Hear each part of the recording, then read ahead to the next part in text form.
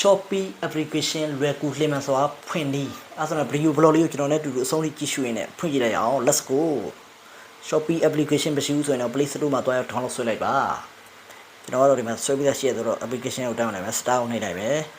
အောက်ဆုံးကလူပုံလေးကိုနှိပ်လိုက်ပါ B ဆိုတာလေအကောက်ဖွင့်ရမှာဖြစ်ပါတယ် Shopee application လွယ်ကူလျင်မြန်စွာအကောက်ဖွင့်ပြီးအကောက်ဖွင့်ပြီးမှလာပေါ်တော့မှ login နဲ့ဆက်ရှိပါတယ် login ဝင်ပေးလိုက်ပါကျွန်တော် Facebook အကောင့်နဲ့လည်း login ဝင်လို့ရသလိုဒီမှာကိုယ့်ရဲ့ဖုန်းနံပါတ်တွေဒီမှာ Gmail တွေပါညာတွေเนาะ password တွေထည့်ပြီးတယ်